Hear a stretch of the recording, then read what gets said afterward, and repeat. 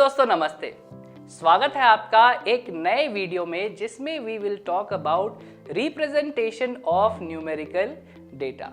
Numerical data can be represented in form of pictures so that one can figure out the answers at a glance. इसका मतलब है numerical data को pictures के form में भी represent किया जा सकता है जिससे कोई भी सिर्फ एक ग्लांस में सिर्फ एक बार देखकर आंसर्स को फिगर आउट कर सकता है. ऐसा करने के बहुत सारे तरीके हैं, लेकिन इस वीडियो में हम डिस्कस करेंगे सिर्फ दो तरीकों को, जिनमें से एक है पिक्टोग्राफ और दूसरा है बार ग्राफ. आइए देखते हैं पिक्टोग्राफ क्या होता है. इन अ पिक्टोग्राफ वी यूज सिंबल्स और पिक्चर्स टू रिप्रेजेंट डेटा. एक पिक्टोग्राफ में हम सिंबल्स और पिक्चर्स का यूज करते हैं डेटा को रिप्रेजेंट करने के लिए. And a scale is fixed by these symbols or pictures to represent the given frequency in the data. और डेटा में जो फ्रीक्वेंसी दिया हुआ होता है उसे रिप्रेजेंट करने के लिए हम इन्हीं सिंबल्स और पिक्चर्स का यूज करते हैं, और इस काम को और आसान बनाने के लिए इन सिंबल्स और पिक्चर्स के यूज से हम एक स्केल फिक्स कर लेते हैं. And pictographs are often used in dailies and magazines to attract readers' attention.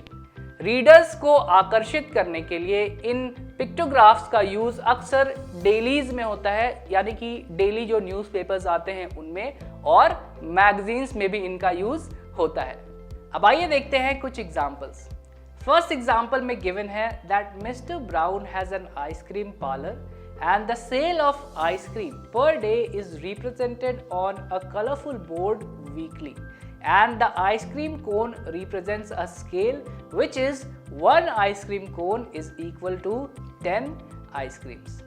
Mr. Brown का एक आइसक्रीम पार्लर है और वो वीक में हर एक दिन कितने आइसक्रीम्स की सेल करते हैं, इस डेटा को एक कलरफुल बोर्ड पे रिप्रेजेंट किया जाता है. और यहाँ पे जो आइसक्रीम कोन्स हमें दिखाई दे रहे हैं वो एक स्केल को रिप्रेजेंट करते हैं, which is 1 ice cream cone is equal to 10 ice creams. अब हमें इस पिक्टोग्राफ को स्टडी करना है और कुछ क्वेश्चंस को आंसर करना है. पहला क्वेश्चन है, on which day of the week did mister Brown sell the maximum number of ice creams. Mister Brown ने किस दिन को सबसे ज्यादा आइसक्रीम्स की सेल की. तो अगर हम इस पिक्टोग्राफ को रेफर करते हैं तो उसमें हम देखेंगे सैटरडे के साथ हमें 12 आइसक्रीम कोन्स दिखाई दे रहे हैं, जो कि इस वीक का सबसे बड़ा नंबर है. इसका मतलब है इस क्वेश्चन का आंसर है ऑन सैटरडे.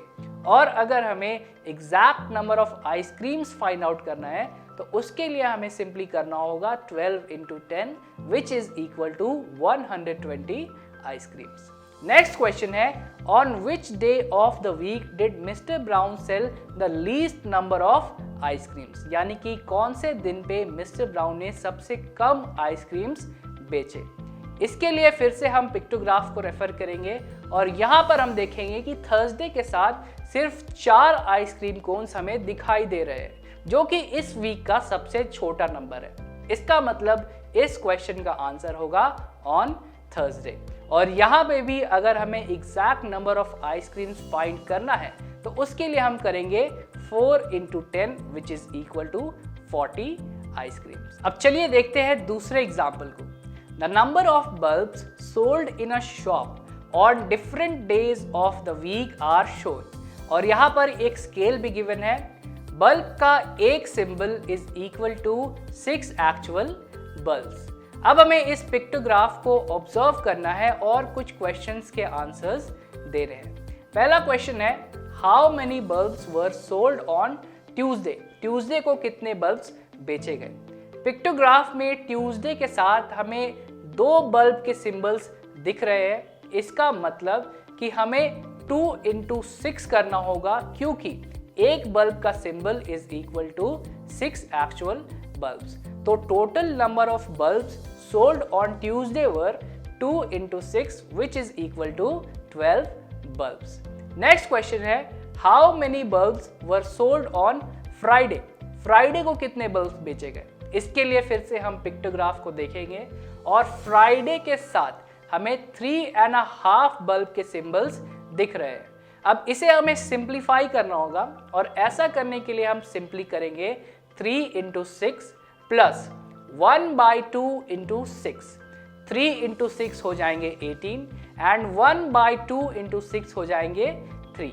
इसका मतलब है फ्राइडे को the total number of bulbs sold were 18 + 3 which is equal to 21 bulbs.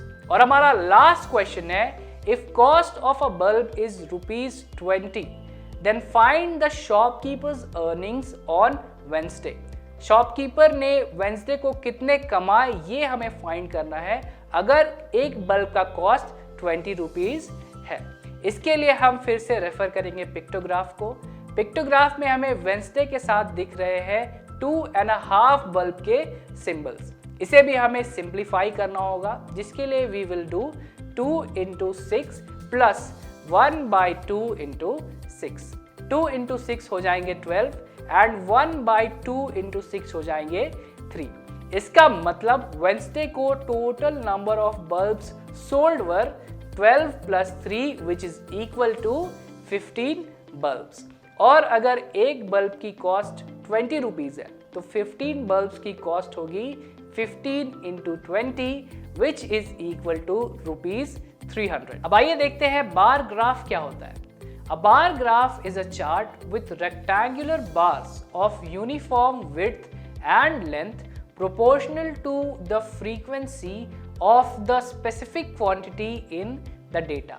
Bar graph basically एक चार्ट होता है जिसपे यूनिफॉर्म यानी कि बराबर विड्थ और लेंथ के रेक्टेंगुलर बार्स होते हैं जो डेटा में प्रोवाइडेड किसी स्पेसिफिक क्वांटिटी के फ्रीक्वेंसी के प्रोपोर्शनल होते हैं। A bar graph can be drawn vertically and the spacing between the bars must be uniform. एक बार ग्राफ को वर्टिकली बनाया जा सकता है और बार्स के बीच में जो स्पेसिंग होती है, जो स्पेस होता है, वो यूनिफॉर्म होना चाहिए, वो इक्वल होना चाहिए। अब आइए देखते हैं कुछ important points.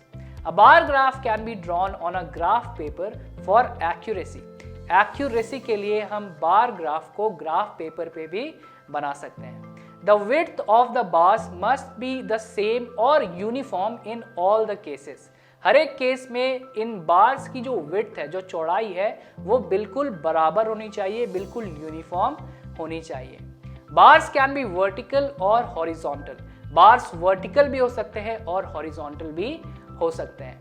The horizontal line is called x axis and the vertical axis और line is called y axis।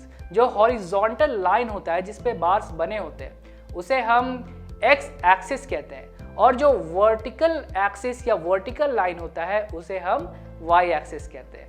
and the point of their intersection is called origin and it is marked as O। ये दोनों axis जहां पर मिलते हैं इनके point of intersection को हम ओरिजिन कहते हैं, जिसे हम O से मार्क करते हैं। अब आइए देखते हैं बार ग्राफ के एक प्रॉब्लम को। ये जो बार ग्राफ है उसमें सोनू ने फर्स्ट टर्म एग्जामिनेशन में कितने मार्क्स स्कोर किए हैं अलग अलग सब्जेक्ट्स में, इस डेटा को रिप्रेजेंट किया गया है और हमें इस बार ग्राफ को ऑब्जर्व करना है, स्टडी करना है और फिर हमें कुछ क्वेश्चंस के आंसर करने हैं। सबसे पहला क्वेश्चन है, in which subject did Sonu score the least और मिनिमम मार्क्स। सबसे कम मार्क्स उसे किस सब्जेक्ट में मिले हैं। इस बार ग्राफ पे हिंदी का जो बार है उसकी लेंथ सबसे कम है, इसका मतलब हिंदी में उसे सबसे कम मार्क्स मिले हैं। नेक्स्ट क्वेश्चन है, in which of the two subjects have Sonu scored equal और सेम मार्क्स। कौन से दो सब्जेक्ट्स में सोनू ने इक्वल मार्क्स या सेम मार्क्स स्कोर किए हैं।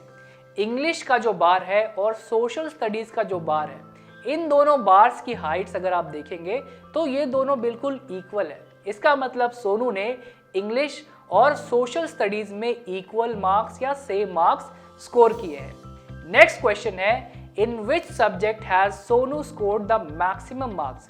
कौन से सब्जेक्ट में सोनू को सबसे ज्यादा मार्क्स मिले हैं। इस बार ग्राफ पे मैथ्स का बार जो है उसकी हाइट सबसे ज्यादा है, इसका मतलब सोनू को मैथ्स में सबसे ज्यादा मार्क्स मिले हैं। नेक्स्ट क्वेश्चन है, how many marks did he score in science? Science में उसने कितने मार्क्स स्कोर किए, ये हमें फाइंड करना है। इसके लिए हमें साइंस के बार को देखना होगा और साइंस के बार का जो टॉप मोस्ट पॉइंट है उसके कोरेस्पॉन्डिंग कौन सा नंबर है उसे देखना होगा, और ऐसा करने पे हमें मिलेगा 80, यानी कि साइंस में सोनू ने 80 मार्क्स स्कोर किए हैं। और हमारा फाइनल क्वेश्चन है that we have to find the difference between his marks in mathematics and Hindi. उसने मैथमेटिक्स में जितना स्कोर किया है और उसने हिंदी में जितना स्कोर किया है, इन दोनों मार्क्स का हमें डिफरेंस फाइंड करना है। मैथ्स में उसे मिले हैं 90 मार्क्स और हिंदी में उसे मिले हैं 40 मार्क्स, तो इनका डिफरेंस हो जाएगा 90 minus 40 which is equal to 50। तो आज के वीडियो में इतना ही। मिलते हैं एक नए वीडियो में एक नए इंटरेस्टिंग टॉपिक के साथ। वीडियो में बने रहने के लिए थैंक यू सो मच।